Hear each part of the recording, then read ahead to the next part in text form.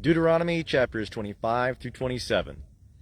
If there be a controversy between men, and they come unto judgment, and the judges judge them, then they shall justify the righteous and condemn the wicked.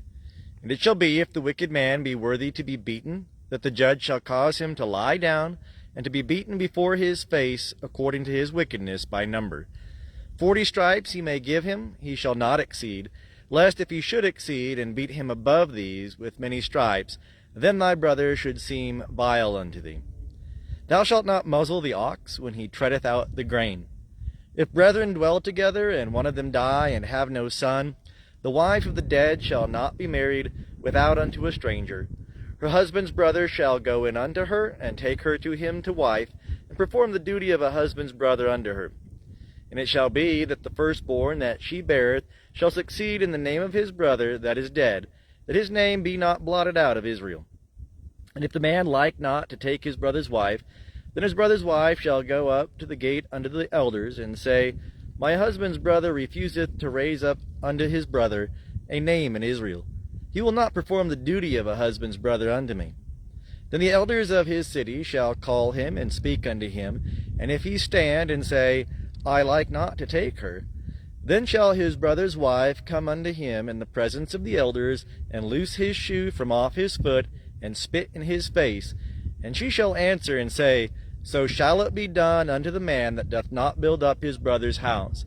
And his name shall be called in Israel, the house of him that hath his shoe loosed.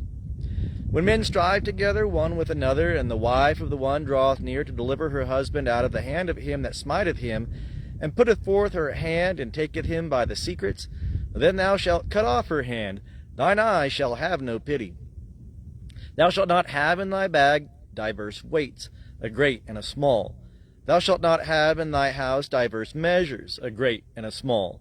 A perfect and just weight shalt thou have, a perfect and just measure shalt thou have, that thy days may be long in the land which Jehovah thy God giveth thee. For all that do such things, even all that do unrighteously, are an abomination unto Jehovah thy God. Remember what Amalek did unto thee by the way as ye came forth out of Egypt, how he met thee by the way, and smote the hindmost of thee, all that were feeble behind thee, when thou wast faint and weary, and he feared not God. Therefore it shall be, when Jehovah thy God hath given thee rest from all thine enemies round about, in the land which Jehovah thy God giveth thee for an inheritance to possess it, that thou shalt blot out the remembrance of Amalek from under heaven, thou shalt not forget. And it shall be, when thou art come in unto the land which Jehovah thy God giveth thee for an inheritance, and possessest it, and dwellest therein, that thou shalt take of the first of all the fruit of the ground which thou shalt bring in from thy land, that Jehovah thy God giveth thee. And thou shalt put it in a basket, and shalt go unto the place which Jehovah thy God shall choose, to cause his name to dwell there.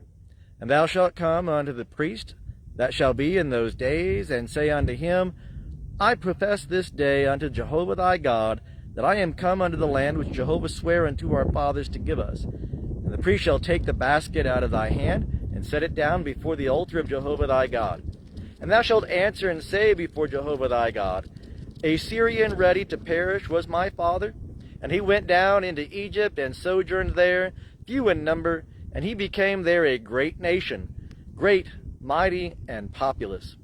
And the Egyptians dealt ill with us, and afflicted us, and laid upon us hard bondage. And we cried unto Jehovah the God of our fathers, and Jehovah heard our voice, and saw our affliction, and our toil, and our oppression. And Jehovah brought us forth out of Egypt with a mighty hand, and with an outstretched arm, and with great terribleness, and with signs and with wonders. And he hath brought us unto this place, and hath given us this land, a land flowing with milk and honey.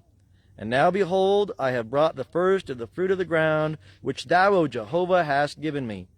And thou shalt set it before Jehovah thy God, and worship before Jehovah thy God, and thou shalt rejoice in all the good which Jehovah thy God hath given into thee, and unto thy house, thou and the Levite and the sojourner that is in the midst of thee. When thou hast made an end of tithing all the tithe of thine increase in the 3rd year, which is the year of tithing, then thou shalt give it unto the Levite, to the sojourner, to the fatherless, and to the widow, that they may eat within thy gates and be filled. And thou shalt say before Jehovah thy God, I have put away the hallowed things out of my house, and also have given them unto the Levite and unto the sojourner, to the fatherless and to the widow, according to all thy commandment which thou hast commanded me. I have not transgressed any of thy commandments, neither have I forgotten them. I have not eaten thereof in my mourning, neither have I put away thereof, being unclean, nor given thereof for the dead. I have hearkened to the voice of Jehovah my God. I have done according to all that thou hast commanded me. Look down from thy holy habitation from heaven, and bless thy people Israel, and the ground which thou hast given us, as thou swarest unto our fathers, a land flowing with milk and honey. This day Jehovah thy God commandeth thee to do these statutes and ordinances. Thou shalt therefore keep and do them with all thy heart, with all thy soul. Thou hast avouched Jehovah this day to be thy God, and that thou wouldest walk in his ways, and keep his statutes, and his commandments, and his ordinances, and hearken unto his voice. Jehovah hath avouched thee this day to be a people for his own possession, as he hath promised thee, that thou shouldest keep all his commandments, and to make thee high above all nations that he hath made, in praise, and in name, and in honor, and that thou mayest be a holy people unto Jehovah thy God, as he hath spoken. And Moses and the elders of Israel commanded the people, saying, Keep all the commandment which I command you this day, and it shall be on the day when ye shall pass over the Jordan unto the land which Jehovah thy God giveth thee, that thou shalt set thee up great stones, and plaster them with plaster, and thou shalt write upon them all the words of this law when thou art passed over, that thou mayest go in unto the land which Jehovah thy God giveth thee, a land flowing with milk and honey, as Jehovah the God of thy fathers hath promised thee. And it shall be, when ye are passed over the Jordan, that ye shall set up these stones, which I command you this day, in Mount Ebal. And thou shalt plaster them with plaster, and there shalt thou build an altar unto Jehovah thy God, an altar of stones. Thou shalt lift up no iron tool upon them. Thou shalt build the altar of Jehovah thy God of unhewn stones, and thou shalt offer burnt offerings thereon unto Jehovah thy God. And thou shalt sacrifice peace offerings, and shalt eat there. And thou shalt rejoice before Jehovah thy God, and thou shalt write upon the stones all the words of this law very plainly. And Moses and the priests, the Levites, spake unto all Israel, saying, Keep silence and hearken, O Israel. This day thou art become the people of Jehovah thy God. Thou shalt therefore obey the voice of Jehovah thy God, and do his commandments and his statutes, which I command thee this day. And Moses charged the people the same day, saying, These shall stand upon Mount Gerizim, to bless the people when ye are passed over the Jordan, Simeon and Levi and Judah and Issachar and Joseph and Benjamin. And these shall stand upon Mount Ebal, for the curse, Reuben, Gad, and Asher, and Zebulun, Dan, and Naphtali. And the Levites shall answer and say unto all the men of Israel with a loud voice, Cursed be the man that maketh a graven or molten image, an abomination unto Jehovah, the work of the hands of the craftsmen, and setteth it up in secret. And all the people shall answer and say, Amen. Cursed be he that setteth light by his father or his mother. And all the people shall say, Amen. Cursed be he that removeth his neighbor's landmark. And all the people shall say, Amen. Cursed be he that maketh the blind to wander out of the way. And all the people shall say, Amen. Cursed be he that wresteth the justice due to the sojourner, fatherless, and widow. And all the people shall say, Amen.